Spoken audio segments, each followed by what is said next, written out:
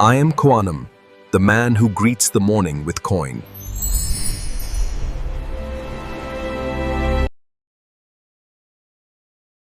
네, 코아남입니다. 촬영 시점은 2016년 7월 16일 목요일 저녁 11시경이 됩니다. 지금 현재 비트코인 가격은 64,200불을 기록 중에 있고요. 하락하는 하락 추세선과 지금 역배열된 50일 이평선에 맞닿아 있는 해당 구간에서 조정을 좀 받고 있어요. 영상에서 교육 자료로 좀 설명을 해드릴 거지만 이 완벽한 하락 추세를 벗어났다. 하락하는 시점에서 상승 반전 캔들이 나왔다. 라는 부분을 오늘 교육 자료로 준비를 해봤습니다. 영상 후반부에 해당 교육 자료가 준비가 되어 있으니까 영상 끝까지 시청 부탁드리겠습니다. 암호화폐를 대표하고 있는 비트코인은 현재 단기적인 이 하락 추세선에 딱 닿아 있는 상태예요. 이 하락 추세선을 넘어가는 캔들이 나오고 안착을 해야만 그 다음 레벨인 69.2K, 우리가 21년도 고점이었죠. 고점 라인까지 트라이를 생각해 볼 수 있다. 네, 오늘 교육 자료에서도 준비가 되어 있지만은 실제로 우리가 완벽한 하락 반전의 캔들이 나오려면은 캔들의 모습도 중요하지만 이 하단에 보이시는 이 거래량도 굉장히 중요하게 봐야 됩니다. 보시면 우리가 하락할 때 엄청난 거래량이 나왔어요. 그리고 반등을 했지만 이후에 점점 거래량이 주는 모습이 나오면서 이 반등의 폭이 약했고요. 그리고 나서 다시 한번 재차 하락을 하면서 또 거래량이 폭발을 했어요. 그리고 지금 현재 이 바닥 구간을 형성하면서 거래량이 다시 한번 줄고 있다. 네, 이거는 일단 아직 상승을 우리가 예단하기 쉽지 않은 지표로 볼 수가 있는 거예요. 이따 교육 자료에서도 보시겠지만 이 차트 전반적으로 봤을 때는 아직 상승 반전의 힘이 좀 약하다라는 부분을 알 수가 있고, 하단에 MACD 보조지표를 보셔도 양수의 영역으로 지금 상승하는 국면에 있긴 해요. 그래서 보조지표를 두 개를 보시면 RSI와 MACD 이 부분은 긍정적인 모습을 지금 보이고 있는 게 맞습니다. 일단 우리가 간단하게 비트코인 차트 분석을 하실 때 간단히 체크할 수 있는 부분들을 먼저 좀 말씀을 드렸습니다. 지금 현재 미국장이 시작된 지 약 30분이 지나고 있는데요. 요즘은 이 한국 국장이 좀 미국장보다 좀 선행하는 장이 된 것 같아요. 한국장에서도 안 좋았던 이 반도체 섹터와 반도체 장비, 그리고 이 컴퓨팅 하드웨어 쪽이 오늘도 굉장히 안 좋은 모습을 보이고 있습니다. 하지만 한국장이랑은 좀 다르게 미국장은 S&P 500인데요. 보시면 상승하는 종목들이 훨씬 더 많아요. 이 말은 줄곧 우리가 이번 7월 들어서부터 이 순환매장이 좀 진행이 되고 있다라는 부분을 의심을 했었는데 지금 몇 주간 계속적으로 이런 모습이 나오는 걸 봤을 때는 미국에 있는 자금은 이 반도체 차익 매물들이 나오고 매물로 출회됐던 그 현금들이 이제는 그동안 오르지 못했던 다른 섹터들로 좀 이동을 하는 모습이 보여진다라는 게 거의 확실해지는 것 같아요. 그래서 결국은 주도 섹터가 지금 무너지고 있지만 미국 주식, 미국 지수는 순환매장으로서 그 지수의 하락폭이 굉장히 약하다. 하지만 우리 국내 주식장은 삼성과 이 하이닉스 비중이 50%가 넘죠. 그리고 추가적인 레버리징 상품들이 지금 출시가 되어 있는 상태이기 때문에 이 두 종목의 타격을 받으면 전체적인 모든 종목이 떨어지는 악순환이 지금 반복되고 있습니다. 따라서 저 코아남이 화요일날 영상에서 언급해드렸던 부분 다시 한번 짚고 넘어가야 될 것 같습니다. 지금 좌측에 보이시는 이 차트는 우리나라 부채 증가율 차트예요. 21년도에 최고점을 기록하면서 우리 힘든 3년간의 시기를 보냈었는데 25년도에도 코로나와 같은 별다른 큰 이슈가 없었는데도 급격한 자금을 풀었죠. 이 여파가 결국 오늘 그 결과로 증명이 됐습니다.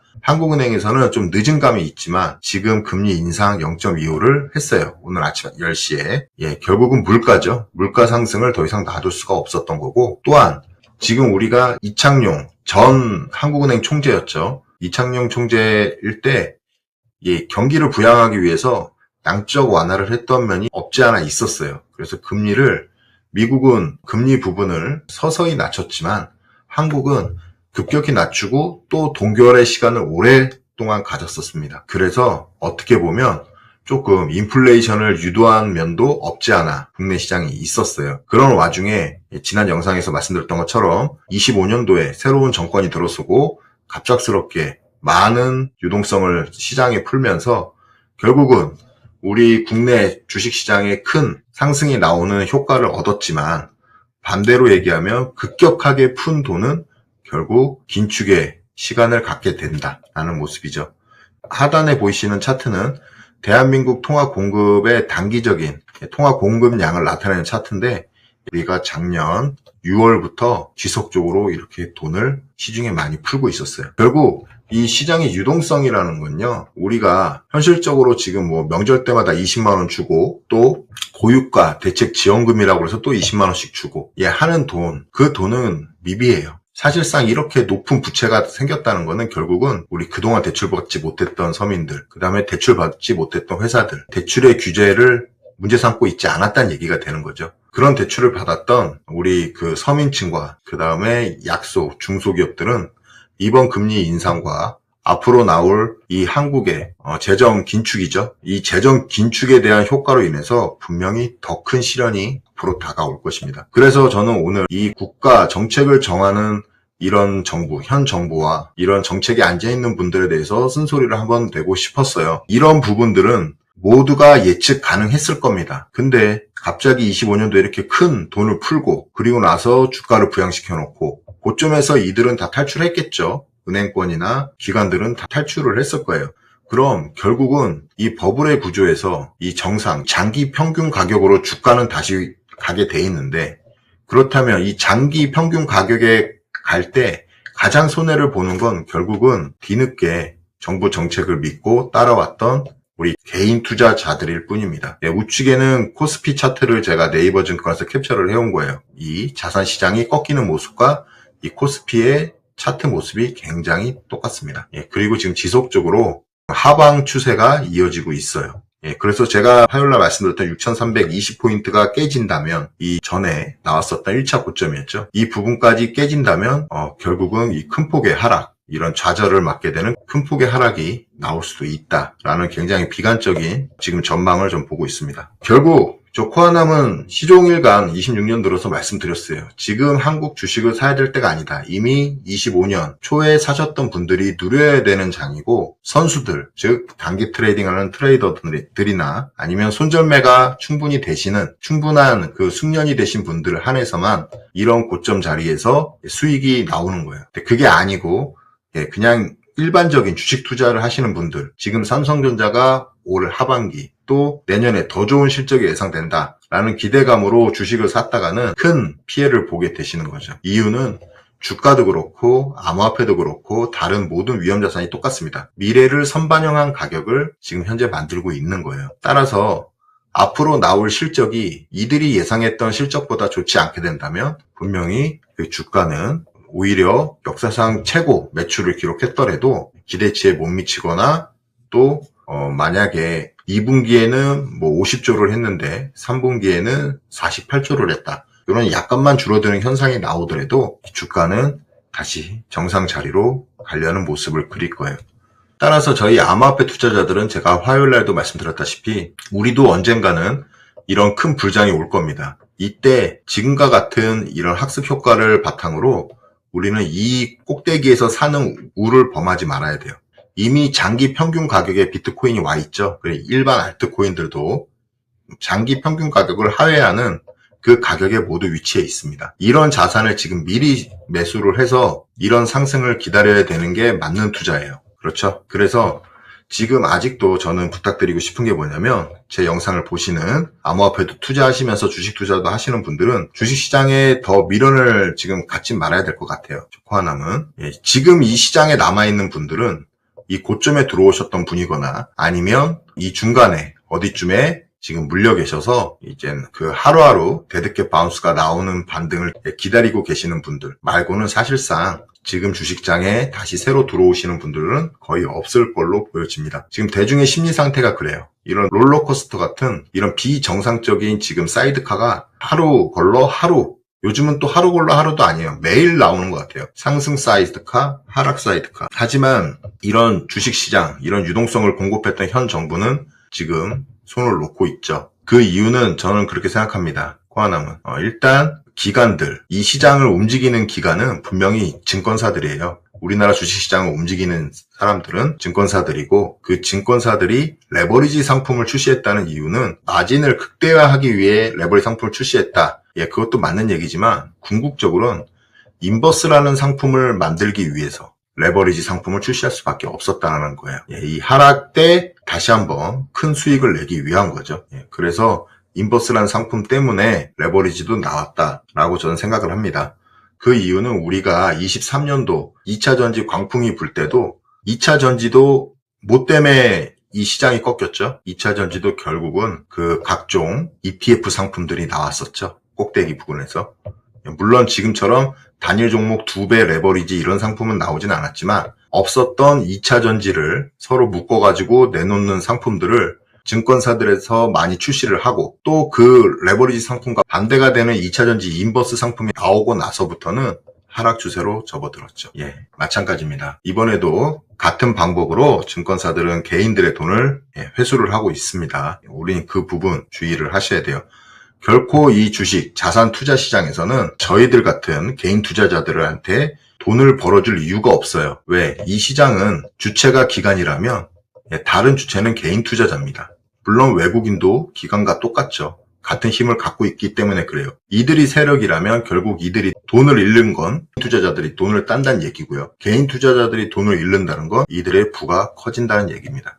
결국 이 주식시장은 이러한 요소가 있다. 그래서 개인 투자자들 중에 극히 일부만 돈을 번다라는 얘기는 이런 장기 평균 가격에서 오랫동안 주식 투자를 하시고 그 주식 투자가 이런 상황에 왔을 때 매도를 할 수 있는 사람만 돈을 버는 거예요. 실제로 여기서 매도가 안 되면 계속 기다려야겠죠. 왜? 언젠가는 이 고점도 10년이 될지 5년이 될지 모르지만 이 고점도 다시 넘는 상승이 또 나올 것입니다. 그렇기 때문에 이쯤에서 매도를 할 수 있는 그런 현명한 투자자가 또 돼야겠죠. 따라서 지금 현재 우리 한국의 금리 인상 발표가 나왔기 때문에 다시금 이 investing.com에서 예상하고 있는 한국의 경제 지표가 맞아 들어가는 느낌이 들어요. 그래서 지난 영상에서 보여드렸지만 글자가 좀 잘 안 보인다고 해서 이번에 캡처를 떠서 제가 갖고 왔습니다. 결과적으로 통화는 미국은 지금 현재 금리가 동결이죠. 그리고 한국의 금리 인상을 하기 때문에 양국 간의 금리의 격차, 스프레드라고 하는데 그 국가 간의 스프레드가 점점 줄어드는 효과를 갖게 됩니다.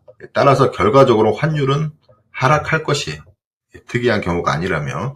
그러면 예측대로 27년 2분기까지 1450원대에서 있을 것이다. 환율이 하락한다. 그러면 어떤 현상이 또 일어나겠습니까? 바로 국장에서 미국장으로 이동하는 개미들의 또 자금 이동이 발생할 거예요. 지금은 환전하려면 1,500원 돈에 환전을 해야 돼요. 1,400원대 초반이나 또 한시적으로나마 1,300원 후반대가 오면은 많은 분들이 달러로 환전을 해서 미국장으로 넘어갈 것이에요. 그래서 그런 부분이 있으면 또 국내 시장은 더 힘들어질 수 있다라는 부분 기억해 주시고요. 주식시장도 예측치는 2027년 2분기까지 5,500포인트를 보고 있어요. 이 부분도 저 코아남이 생각하는 장기선에 수렴하는 지수라고 보고 있는 선이에요. 5,000선을 그렇게 저는 보고 있습니다. 따라서 26년 3분기에는 다소 주가가 지수가 유지가 된다. 이 말은 뭐겠습니까? 오늘 교육자료로 쓸 데드캣 바운스와 잠시간의 반등이 나올 수 있는 구간은 여력이 있다. 그리고 나서 장기적으로 보면 주가는 점점 하락을 한다라는 거죠. 그런 모습을 그릴 수가 있고 채권 금리도 그러니까 채권의 할인율이죠. 금리가 높아짐으로써 결국은 채권이 좀 강세를 보일 가능성이 크고 따라서 그 할인율이 3.89로 낮아진다. 이 경제 지표가 정확히 지금 현재 맞고 있는 시장의 상황입니다. 그러나 매스컴과 이 미디어들은 이런 부분을 말을 안 해주죠. 안 해주고 다만 400만원 간다. 삼성전자 얼마였죠? 50만원 간다였나요? 뭐 이런 부분들만 강조를 하고 또 레버리지 때문에 이런 변동성을 키웠다. 물론 그것도 일부 있을 수가 있죠. 근데 가장 큰 이 변동성의 요인은 바로 급격히 상승을 했기 때문에 나오는 부작용들입니다. 우리는 코인 시장을 여러 번 겪었기 때문에 알잖아요. 급격한 상승 뒤에는 매도도 못 칠 만큼 급격한 속도로 하락하는 게 국률입니다. 이런 주식 우리나라가 한동안 몇 년간 이런 급속한 하락을 맞이해본 경험은 많이 드물었을 거예요. 코로나 빔 때가 아니면 이런 하락을 맞아본 적 없다. 그래서 생각해보면 지금 코로나 빔 때만큼 떨어지는 거예요. 급속도로. 짧은 시간에 지수가 벌써 30% 넘게 떨어지고 개별 종목으로 봐도 하이닉스나 삼성전자를 봐도 거의 40% 이상 떨어진 상태이기 때문에 이런 큰 종목들조차 이런 코로나 빔 때 같은 이런 대공황 시기하고 맞먹는 하락이 나오는데 대책이 없다. 우리 5월 달이었나요? 100조 원을 조성해서 주식 안정펀드를 갖고 있기 때문에 이 미국 이란 전쟁이 나도 우리는 괜찮을 거다라고 얘기한 적이 있어요. 그 100조 어디 갔는지 모르겠습니다. 그런 얘기 지금 1도 없죠. 선거가 끝났기 때문인가요? 앞으로 다음 선거는 2년 이상 남았습니다. 적화남은 어떤 정치적인 성향에 편향되지 않아요. 하지만 지금 저희한테 이런 안 좋은 나쁜 뉴스들만 들려오고 그 다음에 이런 수치상으로 보이는 데이터들을 무시한 채 지속적으로 이 주식 투자를 선동한다는 것은 다른 목적이 있다라는 생각밖에 저는 들지 않습니다. 따라서 이제 한동안 한국 주식시장이 조금 어려움을 겪게 되면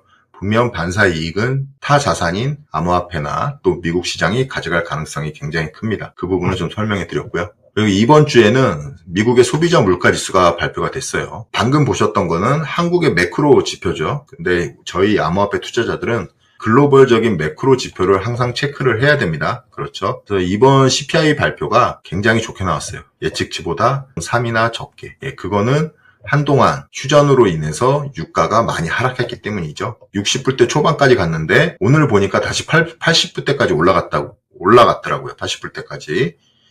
따라서 이 연속성이 좀 생겨야 금리 인하라든지 아니면 금리 인상에 대한 기조가 많이 죽을 텐데 그 연속성에 대해서는 아직은 좀 미지수다. PPI 생산자 물가지수도 소비자 물가지수를 선행한다고 하는 지표죠. 생산자들이 생산할 때 느끼는 그런 인플레이션율도 보시면 많이 하락을 했어요. 이번에 예측치가 6.2까지 올라갔었는데 5.5까지 하락했다. 우리가 미국 이란 전쟁이 그러니까 2월 말부터 3월 초까지 나왔죠. 그래서 3월 데이터부터 보시면 3.3이었어요. 3월 데이터가 나오기 전에 2월 달까지는 2%대, 연준이 원하고 있는 2%대 물가 상승률을 기록하고 있었지만 전쟁으로 인해서 유가가 폭등하면서 물가가 분명히 올라갔던 부분은 있어요. PPI도 마찬가지예요. 올라갔던 건 있다. 결국 변수는 이 유가에 있다. 그리고 우리가 제 영상에서 봤다시피 이 인플레이션 물가는 해마다 하반기로 갈수록 떨어지는 경향이 있다. 데이터도 저희 봤을 겁니다. 그래서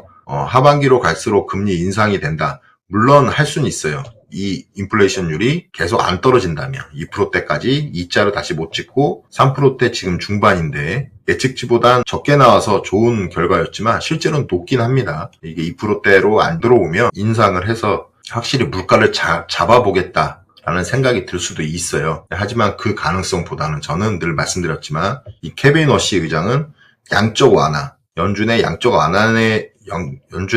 완화에는 반대를 했던 인물이지만 저금리를 선호한다.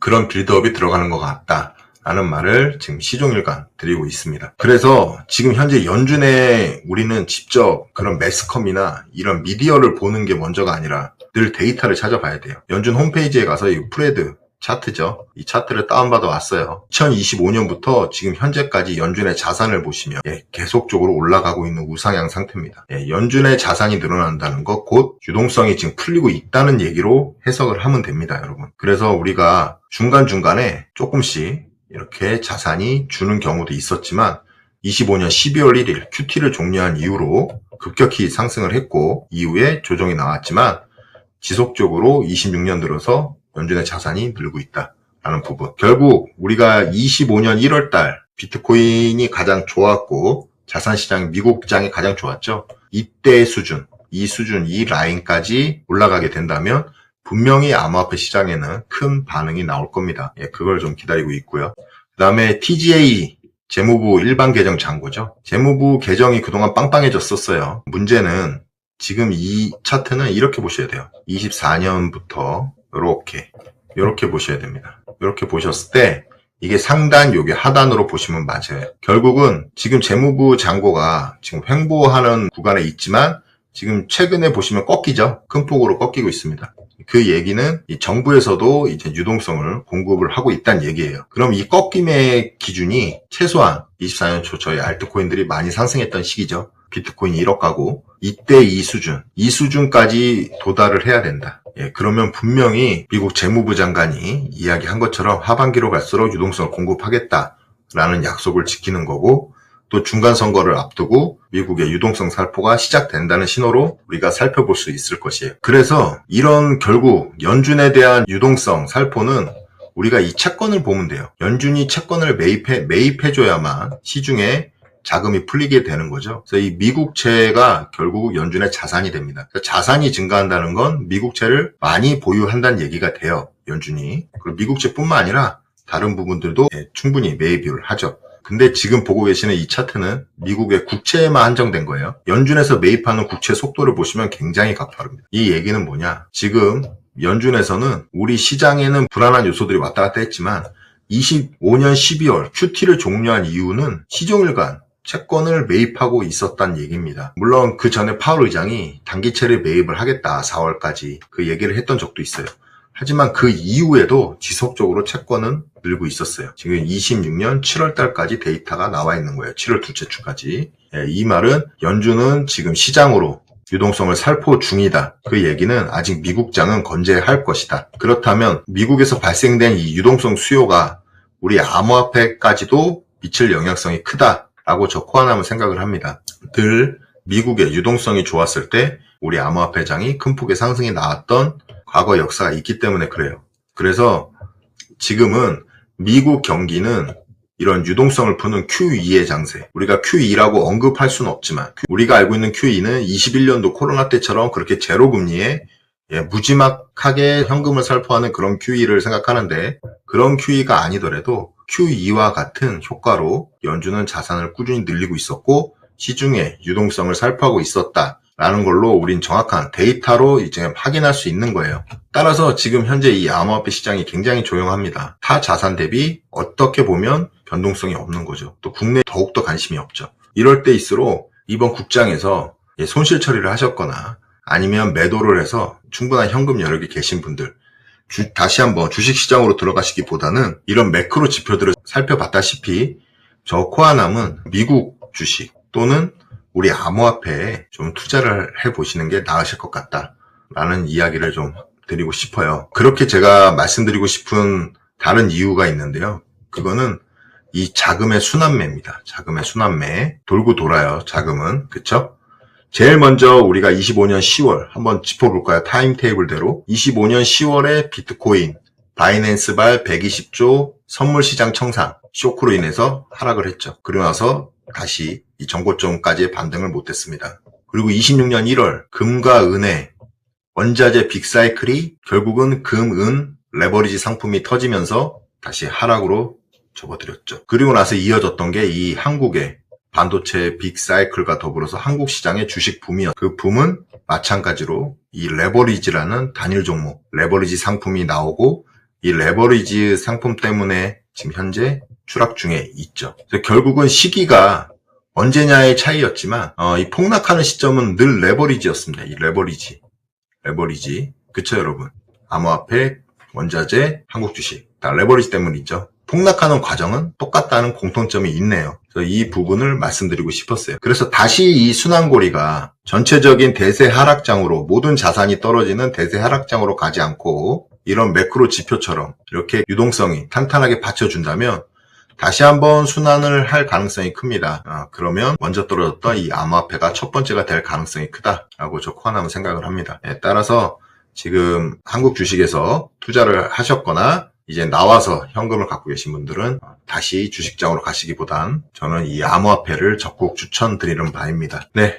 이번 주 가장 핫한 암호화폐 이슈 두 가지를 코인니스에서 발췌를 해서 제가 만들어 봤습니다. CPI 발표 이후에 이더리움이 급등을 했어요. 이더리움이 급등을 했고 1시간 만에 바이낸스에서 약 12억 달러의 매수세가 유입이 됐었어요. 오늘 이제 다음에 나올 장에서 나올 건데요. 이제 상승 반전을 하기 위해서는 거래량이 동반이 돼야 되는 캔들이 떠야 돼요. 그 부분이 발생을 했다라는 얘기입니다. 그래서 이 시장의 유동성이 위험 자금으로 이동하는 부분이 됐고 이 중심에는 기관의 자금이 있었다라는 게 핵심이에요. 그리고 우측에는 비트파이넥스는 최신 시장 보고서에서 비트코인이 5, 6개월간 이어진 약세 구간의 마지막 단계에 진입했다. 그래서 7월에 반등할 가능성이 있다라는 얘기예요. 과거 사이클과 여기는 비교를 하면서 과거 사이클과 비슷하다면 7월부터 회복 가능성이 있다라고 예상을 한 거고요. 고점의 시기가 좀 빨랐기 때문에 과거 사이클보다 보통 연말이 탑이었는데 2개월 빨랐기 때문에 이번에도 9월이 최저점이 아니라 어쩌면 7월에 저점이 나오고 이후에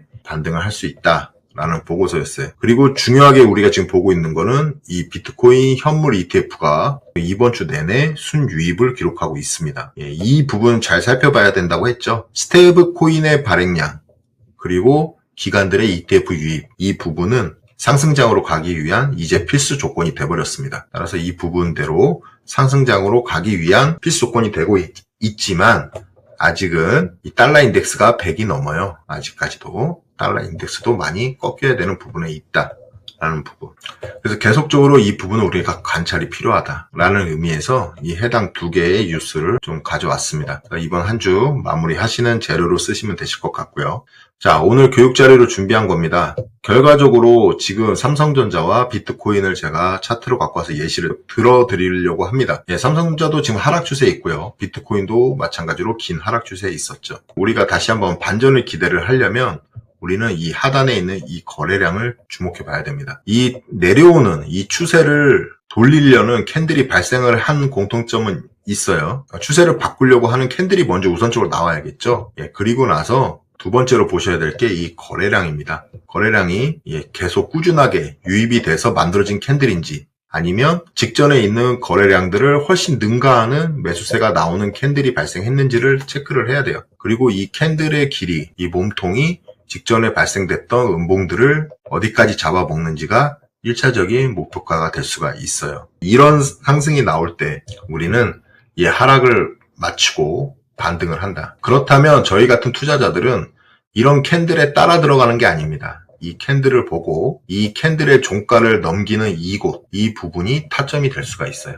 이 부분이 매수 타점이다. 이 종가를 지켜주는 걸 확인을 하고 나서 매수를 한다. 물론 여기 이런 캔들이 하나 발생을 하고 바로 사면 아시다시피 조정이 나올 수 있어요. 급등은 늘 조정을 동반하거든요. 그래서 조정이 나올 때 또 하락이구나 라고 하면서 손절을 해버릴 수도 있기 때문에 그래요. 그래서 다시 한번 이 종가를 지켜주는 양봉의 캔들이 나올 때 진입을 하는 게 이게 정석이다 라는 부분을 설명을 좀 해드리고 싶었고요. 중요한 거는 이 하락 트렌드 라인이라는 게 있어요. 하락 트렌드 라인. 자, 영상 초에 제가 보여드렸던 거죠. 자, 비트코인 하락 트렌드 라인을 그어보면 요 두 개 하락하면서 나온 고점들을 이으면 돼요. 딱 이으면 이런 긴 하얀색 라인이 생기시죠. 그리고 이 하락 트렌드 라인을 넘어가는 양봉의 캔들이 나왔을 때 비로소 추세 반등이 일어났다라고 얘기를 하는 겁니다. 그래서 그 부분을 해당 부분에서 설명을 해드리는 거예요. 만약에 그렇게 되지 않고 거래량도 적고 또 여기 하단 추세선을 넘기지 않았다. 그런데도 이런 장대 양봉이 나왔다. 이럴 때 우리가 판단해야 될 건 데드캣 바운스가 아닐까라는 생각을 할 수가 있습니다. 그 부분도 설명을 해드릴게요. 이 데드캣 바운스인데요. 데드캣 바운스는 말 그대로 죽은 고양이도 떨어질 때는 튄다 라는 의미로 만들어진 용어입니다.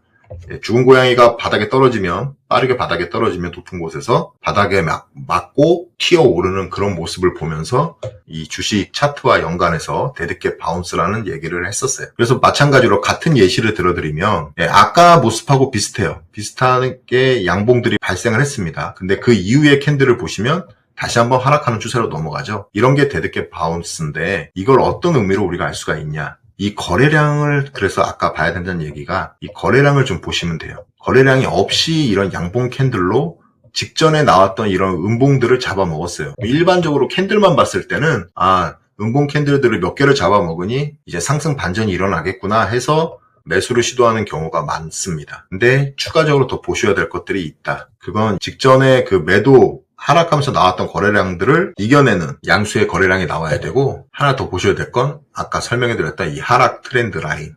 비트코인도 지금 오늘 날짜로 여기 딱 닿아 있는 모습이에요. 그래서 이걸 넘어가서 안착하는 캔들이 나왔을 때 비로소 이 하락이 종료가 됐다. 이 단계 하락이 종료가 되고 반등이 간다 의미로 부여할 수 있는 겁니다. 코스피 차트인데요. 코스피 차트도 마찬가지로 이 하락하는 단기선 이 두 개의 나왔던 고점들을 이어보면 이런 추세선이 나오는데 이 추세선을 아직은 넘기지 못하는 부분이에요.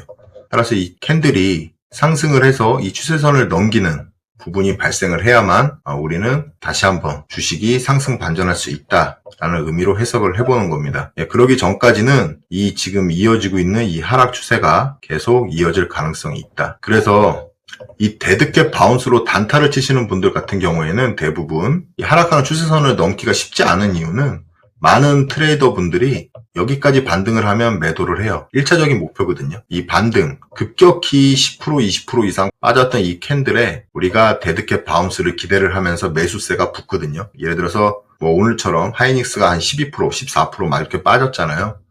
그래도 어느 정도 다음날, 그 다음날까지는 어느 정도 반등이 나올 수 있겠다라는 생각으로 매수를 하시는 분들이 많이 있어요. 트레이더 분들 중에. 그들의 목표는 이런 하락하는 하락 추세선이 됩니다. 여기서 1차 매도 물량이 나오겠죠. 그리고 추가적인 우리 매수 물량이 받쳐주지 못한다면 다시 한번 하락이 지속되고 또 그 하락 중에 이런 중요했던 캔들의 시가라든지 이런 저점들을 깰 경우 또 다른 손절을 보고 있던 손절매 물량까지 출회를 하면서 그 하락의 속도가 가속화되는 거죠. 그래서 그런 부분들이 있다. 우리가 데드캣 바운스하고 진짜 상승 반전하고는 반드시 구별을 해야 되니까 오늘 제가 말씀드린 이런 교육 내용은 꼭 좀 간단해요. 추세선과 이 거래량을 보면서 캔들의 모습을 지켜보자 라는 부분, 간단한 부분이니까 요거는 꼭 지켜서 여러분들이 투자하시는 자산 차트에 대입이 가능하거든요. 차트 분석을 하실 때 참고를 좀 하시면 좋을 것 같아서 사실상 오늘 이렇게 한국 주식들을 쭉 보다가 저도 단타는 쳐요. 단타는 치지만 종목 보유는 안 합니다. 하루를 넘겨서 가져가지도 않아요. 요즘 같은 장은 괜히 하루 더 갖고 갔다가는 낭패를 볼 수가 있기 때문에 이런 단기적인 트레이드만 합니다. 그리고 이런 트레이딩이 안 되시는 분들 같은 경우에는 지금 상황에서 이 한국 주식은 좀 쉬어야 된다라는 얘기를 좀 드리고 싶어요. 이런 확실한 상승 반전이 나오고 나서 사도 늦지 않다라는 부분. 그래서 이제는 좀 쉬셔라. 여름 휴가도 가시고 쉬시는 게 낫다. 그런 부분을 말씀드리고 싶었고 정말 안타까워서 이런 영상을 만들게 된 겁니다. 한국 주식 오늘도 보고 있지만 너무 안타깝고 또 이 정부가 하는 행태가 너무 고약해서 그렇게 돈을 풀었다는 얘기, 우리나라 부채가 21년도 코로나 때보다 더 많이 증가됐다. 그것도 단 1년 만에. 그런 부분 일체의 언급도 없이 갑자기 물가가 상승해서 금리를 인상한다? 이거는 정말 국민들을 바보로 아는 처사입니다. 웬만한 분들은 다 알고 이런 추세를 우리가 그 전전 정부였죠. 부동산 때도 마찬가지였습니다. 저 코아남이 생각하는 이런 자산시장에 정부의 개입이 최소화돼야만 건전한 자본주의 사회로 갈 수 있다라고 저 코아남은 생각을 합니다. 정부의 손이 개입이 되면 힘들어져요. 대표적인 예가 21년 부동산장이죠. 6번이 넘는 부동산 정책이 나왔지만 전작 그 정책이 나올 때마다 부동산은 폭등을 했어요. 그래서 이런 시장의 흐름은 이 정부의 정책이 결코 막을 수 없다라는 부분으로 저는 생각을 하고 있고 과도한 개입이야말로 이 시장에 혼란을 줄 뿐이다라는 말씀을 드리고 싶습니다.